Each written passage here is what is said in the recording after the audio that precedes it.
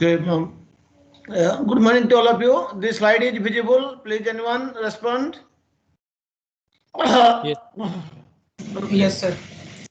So last class we have discussed different data flow testing strategies. So due to this power failure, we have interrupted in between. So I have also taken an example. I request all of you please find out all those strategies, use all those strategies and find out all those paths. So anybody else gone through this? Any doubt on this? So that we'll move forward. I hope nobody has read. See, if you not read, then I nothing have to nothing. I don't have anything else to say. But one question will come from this part. Similar types of examples. Not theory. What is meant by what all path or all due path strategy, that will not come. An example will come. You have to ask that. Design, find out the control paths or find out the paths using this all due path strategy or all due path testing strategy, like that. All due path dynamic testing strategies. Yes, you have to find out all the paths for each variable in a program, like that. So please prepare accordingly.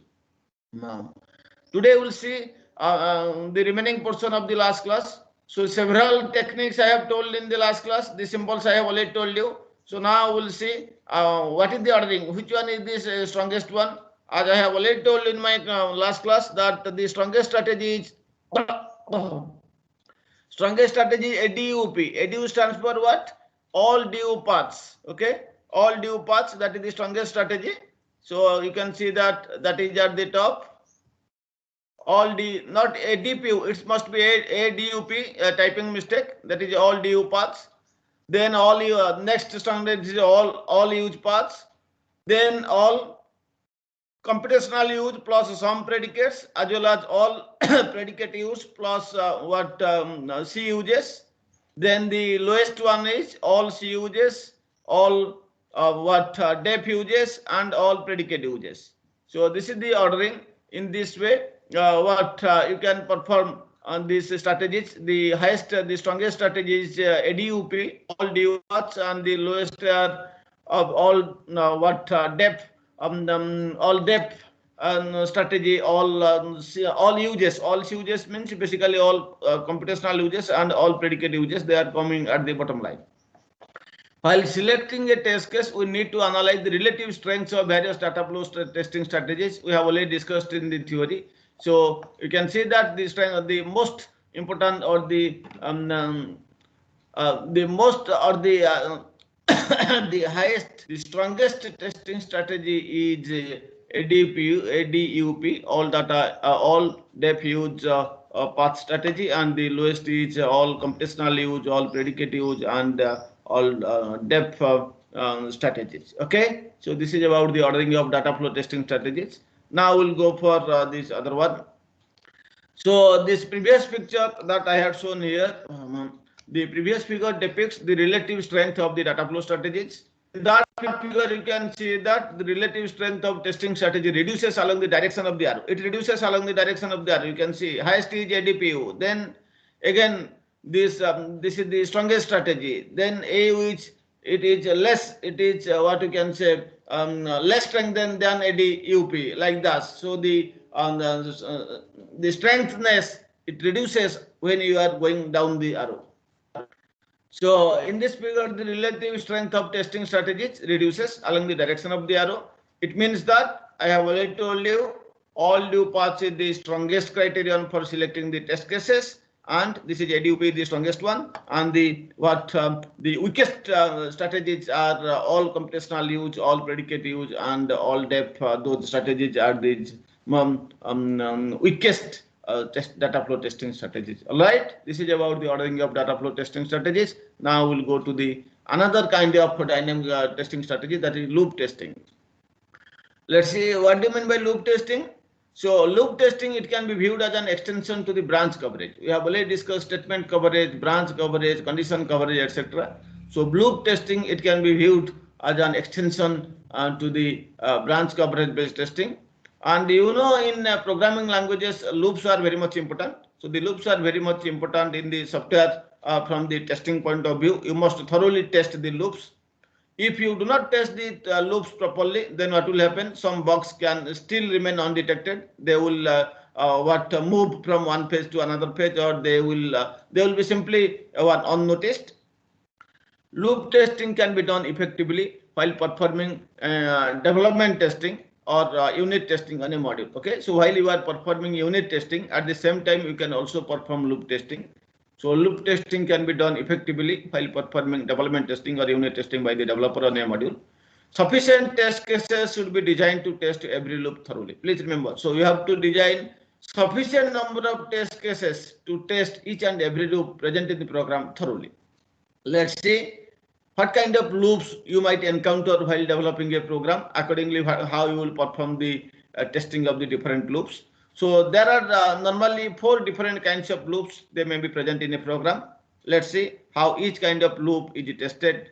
Let's discuss. Okay, how each kind of loop is tested is discussed below. So there may be 4 kinds of loops. Let's now discuss how each kind of loop can be tested. So first and very easy kind of loop is simple loops. Simple loops means what? We have just a single loop in the flow as shown below. Just one loop is there. You are putting some condition here. If the condition is satisfied, then it will perform some action, and this will be in a loop. When the condition will be false, it will coming out of the loop. The most simplest types of loop, you can take the example of while, repeat until, for loop. It's the simplest kind of loop. You can see that this is the while loop, where this is the anybody else, this is the do while or the repeat until loop, isn't it? Those differences between while or do while and repeat until structure you know earlier. So this is about this just a simple loop. Now let's see how to test a simple loop if it is there in a program. So first step in testing simple loops is that please check whether you can bypass the loop or not. Just design some test cases to deliberately bypass the loop. Okay, so first check whether you can bypass the loop or not. If the test case for bypassing the loop is executed and still you are able to enter inside the loop, it means what? There is a bug. Repeating again, very simple. What you do, try to bypass the loop. That means design test cases to check whether you can deliberately bypass the loop or not. Now, if you have designed a case, test case. Now, if you have designed a test case, now if the test case for bypassing the loop is executed, that means you have designed a test case for deliberately bypassing loop, but still you are able to enter inside the loop. What does it mean? Definitely it means that there is some problem, there is a bug in your program. Okay, and then try to remove that bug. Then what is the other strategy? Check whether the loop control variable is negative. You have put a while loop or for loop, and suppose actually it should be written for I is equal to 1 to 10 or something, and you deliberately make the loop control variable I as negative. Okay, check whether the loop control variable is negative or not, or deliberately make it negative. Then you execute. Whether it is giving the correct result, or still it is, giving the wrong result or not, or still it is giving the correct result. Then if after making negative, if it is giving the correct result, I think some problem might be there. Then write one test case that execute the statements inside the loop. Inside the loop, there can be many statements, so you have to write at least one test case so that to execute each and every statement inside the loop. So one test case you will write directly to bypass the loop, and you will come to the next statement following the loop. Another test case you will write which will execute. It will enter into loop. It will enter into the loop that executes the statements each and every statement present inside the loop. So in this way, you can design test cases for what the testing of simple loops. Write test cases for a typical number of iterations through the loop. Your what loop might be executed, say for I is less than equal to 10, do this thing. So what you do, you deliberately write test cases for a typical number of iterations through the loop. Maybe I is equal to 10 or is equal to 15 like this. So write test cases for a typical number of iterations through the loop. Write test cases for checking the bound values of the maximum and the minimum number of iterations defined in the loop. So what is the minimum number? Say for I is equal to 1, I plus plus, I less than 10. So what you do? Boundary value checking we have already told you earlier, and I have already told you programmers may commit mistakes at the boundaries, especially in case of loops. So what you do? Write down test cases for checking the boundary values of what? The maximum and the minimum number of iterations defined. Say I is equal to 1, I plus plus, I is equal to 1, I plus plus I less than 10. So maximum value is 10, minimum value is 1.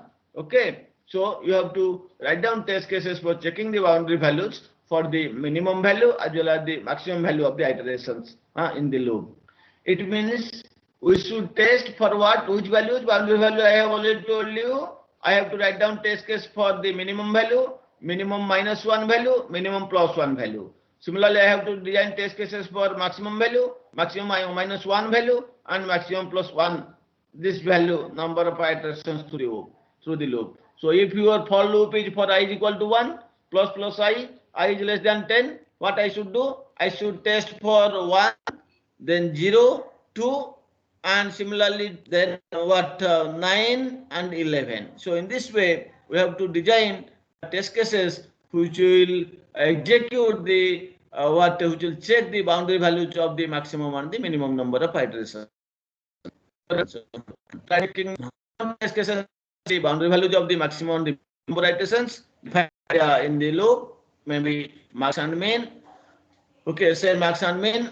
It means we should design test cases. We should test for the minimum minus 1 value, minimum plus 1 value, and maximum minus 1 value, maximum value, and maximum 1 number value. Okay, or maximum plus 1 number of iterations through the loop. This is how we can test the presence of simple loop in a program. So this is the kind of simple loop. Next we should go to the next loop, next kind of loop, second loop, that is the nested loops. You know about nested loop. A for loop may contain another for loop. Normally you have encountered in matrix multiplication, etc. Okay, similarly while loop may contain another while loop, or a while loop may contain a do while loop or a for loop, etc. These are examples of nested loops. When two or more loops are embedded, it is called a nested loop. This is as it is shown in the next slide. I have given an example of nested loop. If we have nested loops in the program, it becomes difficult to test. So testing simple loops is very easy, but testing nested loops is quite difficult. Like a structure of a simple nested loop. This is a structure of the nested loop we have already seen. So this is the internal loop. The outer loop is the loop, this outer arrow, and the one internally the inside the outer loop. So this is an example of and practical examples of say you might have already encountered in matrix multiplication where one for loop is embedded within another for loop. Other examples you know. Now see how to design test cases for testing the loops. So testing nested loops, if we adopt the approach of simple test to test the nested loops, then the number of possible test cases grows geometrically, isn't it? If you will follow this testing simple loop method, like test first bypass, test for each control variable taking as negative, write down test case which will execute statements inside the loop, then write test cases for a typical number of iterations, and imagine if your I is equal to 1, I plus plus I is less than 100. So many number of test cases you have to design. Similarly, you have to test for the maximum and the minimum number of iterations. So if you follow this approach, which is you are applying for simple test, simple loop, then the number of test cases it will grow geometrically. They will just grow exponentially, you cannot handle. So you have to find out. So this testing simple loops, this strategy, it will not be applicable for testing nested loops. You have to find out some other different strategy. So if you adopt the approach of simple test to test the nested loops, then the number of possible test cases grows geometrically. Thus, what we have to do? We should follow a strategy. The strategy is to start with the innermost loops while holding the outer loops to their minimum values. So we have to, what we have to do? The strategy that we can follow is that you start with the innermost loops while holding outer loops to their minimum values. I have already told you here how to take the minimum value and the maximum values. So what for the nested loops you do? You start with the innermost value, sorry, innermost loop, test the innermost loop while holding outer loops to their minimum values. Just like as boundary value testing we have done, say in two variable case, A, B, like you are finding out the multiplication of A and B, we are changing the value of A to minimum, minimum minus, minimum plus, maximum, maximum minus, maximum plus, while holding the value of B as normal. So similarly, next time we keep the value of A normal and change the value of B to all the minimum minus, minimum and minimum plus, and maximum minus, maximum and maximum plus. Similarly here we have to test the innermost loops. We have to design the inner test cases for the innermost loop, while the outer loop we can keep the will keep the outer loops to their minimum values. This process will be continued um, um, in this manner until all the loops have been covered. So this process should be continued until all the loops have been covered. So in this case, the number of test cases will not grow geometrically because we are fixing the outer loop value to minimum value while we are changing only the innermost loops. So here the number of test cases will not grow geometrically. I am repeating again. So thus the strategy for testing nested loops is that to start with the innermost loop, test the innermost loops, design test cases for the innermost loops, change the values of the variables, design test cases accordingly, while holding the outer loops to their minimum values. Continue this process outward in this manner until all the loops they have been covered. Design the test cases accordingly. This is how we can reduce the number of test cases in case of testing nested loops. Otherwise, if we follow the simple testing strategy as we have followed in case of simple loops, then the number of test cases will grow dramatically. This is how we can test nested loops. Next loop is concatenated loops. So let's see what do you mean by concatenated loops. Concatenated loops, you know, the loops in a program may be concatenated. So the one loop will be appended to another loop. That we call that concatenated loops. Is slide we have shown like this. See, this is the first loop. So to each output, another loop is what joined, appended. So when one loop is appended with another loop, we call it concatenated loops. But nested loop we have already shown. I have given the example. One loop is embedded. It is wrapped. One loop is embedded within another loop. This is nested loops. But this is when one loop is concatenated, is appended to another loop. We call it as concatenated loop. Now let's see how we can design test cases for the concatenated loops. The loops in a program may be concatenated, as shown in the next slide. They can be appended to to another loop. So when do we say that two loops are concatenated? Two loops are said to be concatenated if it is possible to reach one after exiting the other. Okay, so when you are able to reach one loop after exiting another loop while still on a path from entry to exit. We are in the main path. We are still on the path from entry to exit, but it is possible that you can reach one loop after exiting another loop. Then we call that the two loops are concatenated, and the this thing in the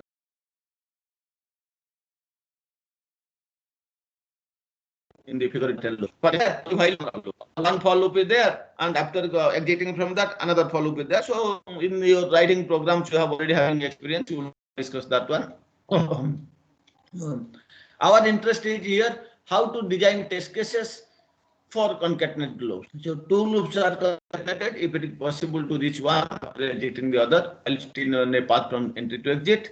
If the two loops are not on the same path, then they are not concatenated. Please remember, if two loops they are not in the same path, then we cannot call them as concatenated loops.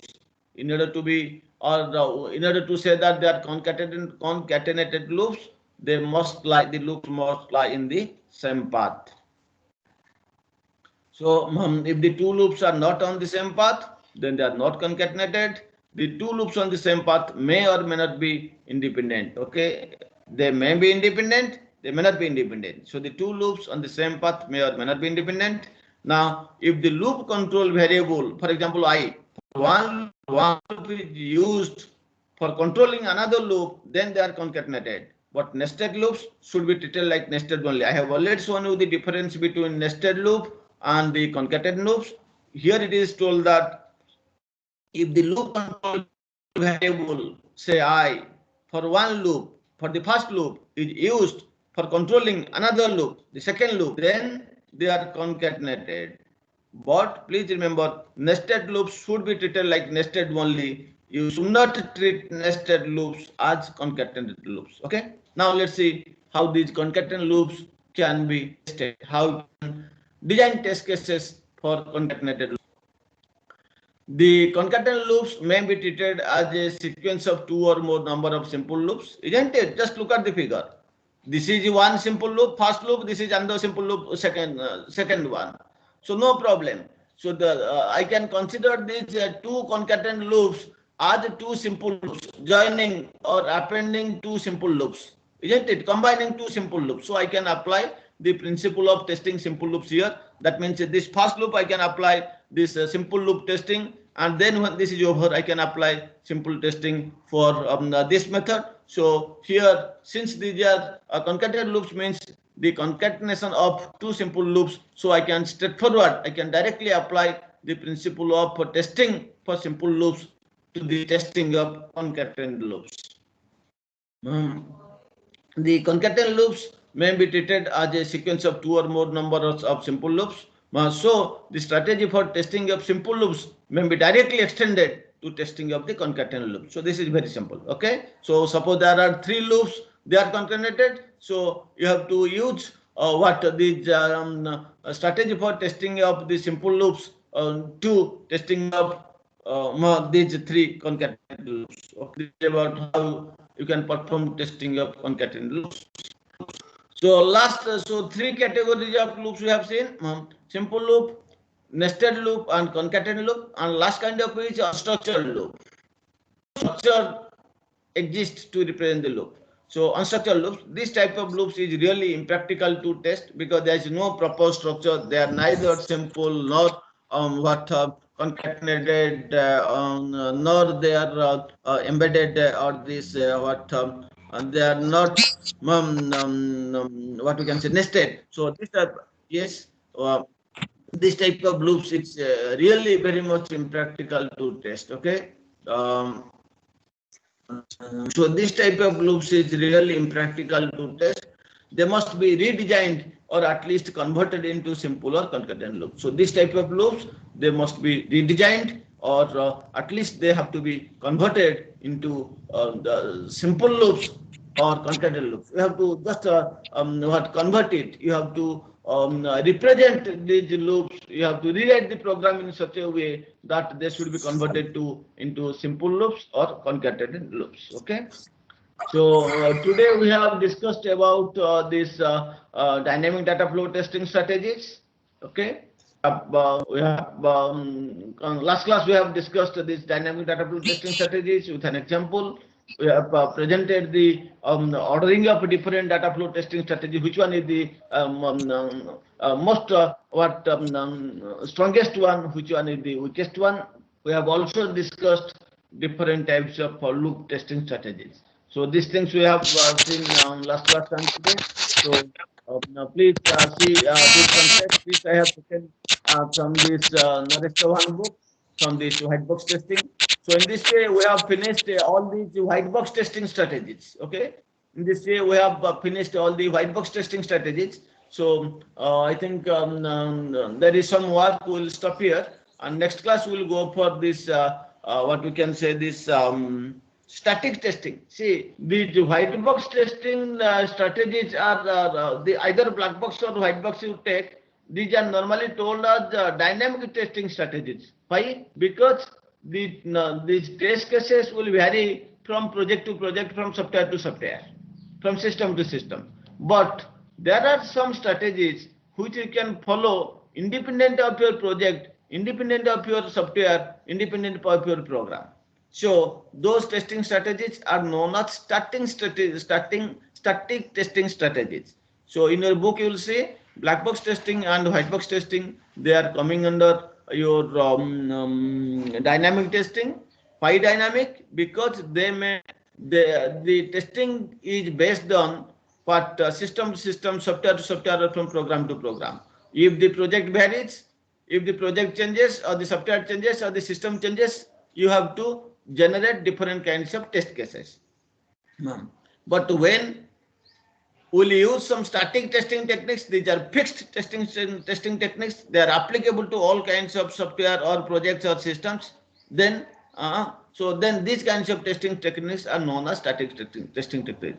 So these testing techniques are known as static testing techniques because they are independent of the software or system or program or the requirement specification. They are applicable to all sorts of what is software systems, projects, or specifications. That's why they are known as static testing techniques. So that we'll discuss in the next class. Examples of static testing technique, if you though if you have known maybe your earlier what some semesters like what you can say in code inspection and your walkthrough, then code review. These are all examples of your static testing techniques. So those static testing techniques, if I will start right now, we cannot finish. So we'll discuss that thing in the next class. Thank you very much. So now let's see any doubt, please. Any doubt on these earlier classes or these classes, you can ask.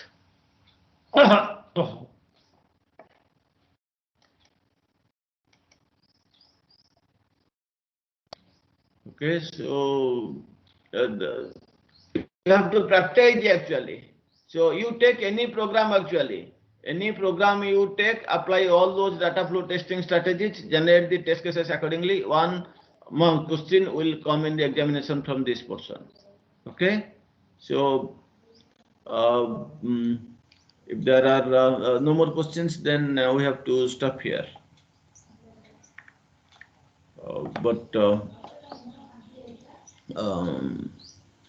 So few new students have joined. So please collect these materials from the NITRIS, from this MS Teams, or ask your friends, and we'll go in that way. So now let's take this roll call.